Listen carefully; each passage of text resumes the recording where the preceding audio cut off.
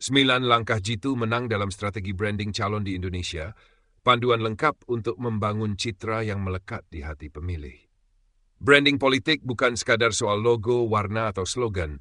Ia adalah tentang persepsi, kepercayaan, dan koneksi emosional antara calon dan masyarakat. Di era digital, strategi branding menentukan bukan hanya elektabilitas, tapi juga kredibilitas.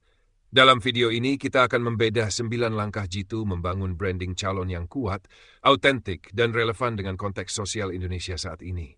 1. Pahami esensi branding politik. 2. Tentukan nilai dan janji utama. 3. Bangun citra visual yang konsisten. 4. Ciptakan narasi yang menyentuh emosi. 5. Manfaatkan media digital secara strategis. 6. Libatkan komunitas dan relawan dengan cerdas. 7. Gunakan data untuk memahami pemilih. 8. Bangun kredibilitas melalui aksi nyata. 9. Kelola krisis dan opini publik dengan bijak. 10. Pertahankan keaslian dan konsistensi jangka panjang. Sekarang mari kita bahas langkah-langkah ini satu persatu secara mendalam. 1. Pahami esensi branding politik. Branding politik adalah tentang siapa Anda di mata publik, bukan siapa Anda pikir Anda.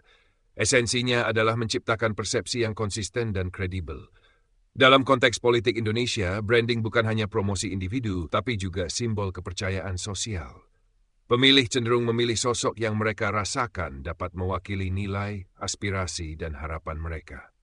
Karena itu, sebelum memulai kampanye besar, penting memahami bahwa branding politik bukan sekadar kampanye visual, tapi sebuah narasi berkelanjutan tentang karakter, visi, dan integritas. Sebagai contoh, banyak calon yang gagal karena berfokus pada citra sementara, bukan makna yang mereka bawa. Branding sejati adalah cermin dari nilai personal yang diterjemahkan dalam komunikasi yang konsisten di segala kanal. 2. Tentukan nilai dan janji utama. Setiap calon perlu memiliki nilai inti dan janji utama yang jelas. Nilai ini adalah fondasi emosional dari setiap pesan yang akan disampaikan. Tanpa nilai yang kuat, branding akan terasa hampa dan mudah dilupakan. Langkah awalnya adalah melakukan refleksi. Apa isu utama yang ingin diangkat? Apakah fokus pada pemberdayaan ekonomi rakyat, pendidikan, atau transparansi pemerintahan? Setelah nilai inti ditetapkan, barulah rumuskan janji politik yang spesifik dan realistis. Janji ini harus bisa diuji dan dikomunikasikan secara sederhana. Contohnya, meningkatkan akses pendidikan digital di desa dalam 3 tahun. Pemilih lebih menghargai janji kecil yang terbukti daripada retorika besar yang tak pernah diwujudkan. 3. Bangun citra visual yang konsisten. Warna, logo, dan simbol memiliki kekuatan psikologis yang besar. Branding politik yang efektif selalu memiliki identitas visual yang mudah dikenali dan konsisten di semua platform. Konsistensi ini membangun kepercayaan. Jika desain, ton warna, dan gaya visual berubah-ubah, publik akan menganggap calon tidak memiliki arah yang jelas. Gunakan palet warna yang sesuai dengan pesan emosional. Misalnya, warna biru sering diasosiasikan dengan kepercayaan dan stabilitas, sedangkan hijau menunjukkan kedekatan dengan rakyat dan lingkungan. Selain itu, perhatikan kesesuaian gaya visual dengan konteks lokal, dari desain baliho hingga konten media sosial.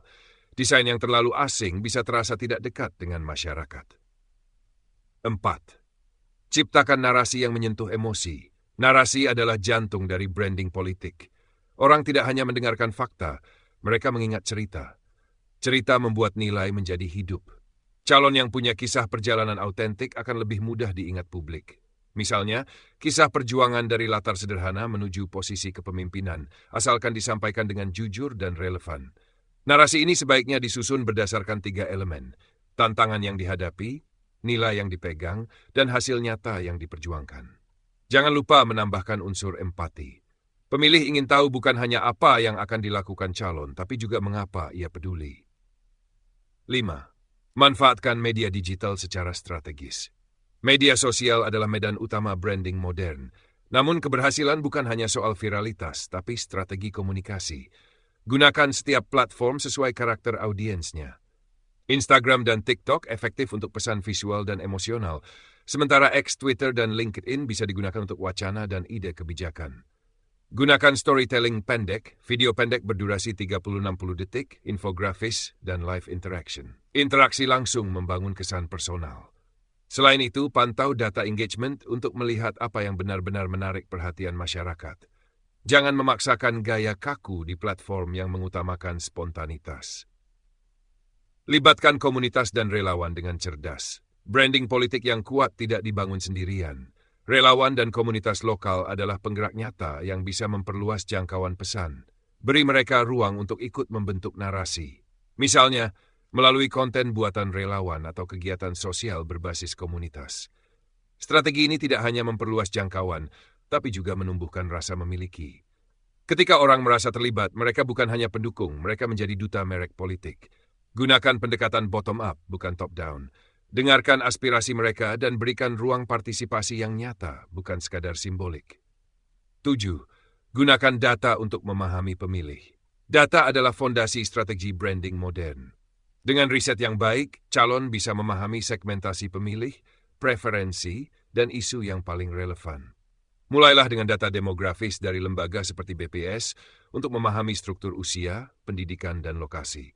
Lalu kombinasikan dengan data sosial media analytics untuk melihat tren percakapan publik. Dari sana, buat persona pemilih, representasi fiktif dari kelompok target utama. Misalnya, ibu rumah tangga usia 35-45 di daerah urban, aktif di WhatsApp Group Peduli Pendidikan Anak. Dengan pendekatan berbasis data, pesan branding bisa disesuaikan sehingga lebih relevan dan personal. 8. Bangun kredibilitas melalui aksinya. Tidak ada yang lebih kuat dari bukti nyata. Branding politik tanpa tindakan hanya akan dianggap retorika. Kredibilitas dibangun dari konsistensi antara kata dan perbuatan. Calon perlu menunjukkan bukti kerja nyata sekecil apapun yang mendukung nilai dan janji yang diusung. Contohnya, jika calon mengusung isu lingkungan, tunjukkan partisipasi aktif dalam kegiatan bersih desa, edukasi sampah, atau penghijauan. Aksi nyata yang didokumentasikan secara autentik di media sosial akan lebih efektif daripada iklan yang menghabiskan banyak biaya. 9. Kelola krisis dan opini publik dengan bijak.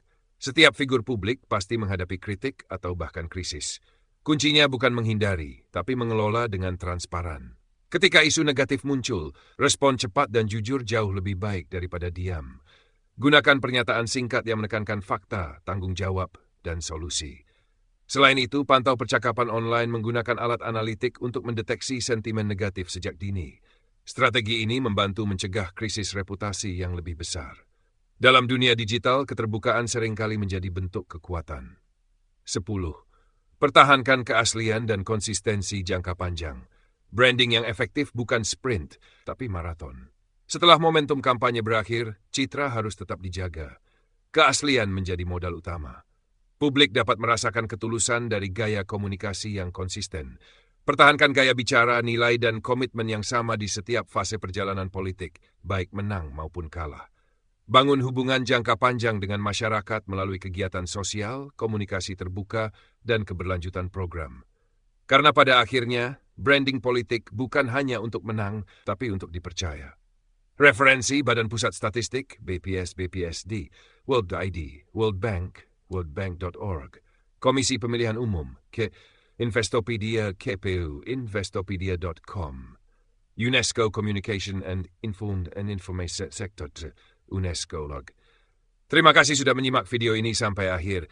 Jika kamu merasa video ini bermanfaat, jangan lupa untuk klik like, tekan tombol subscribe, dan aktifkan lonceng notifikasi agar kamu tidak ketinggalan pembahasan menarik berikutnya. Sampai jumpa di video selanjutnya. Tetap bijak, tetap hangat, dan terus bangun hubungan yang kuat di tengah dunia digital.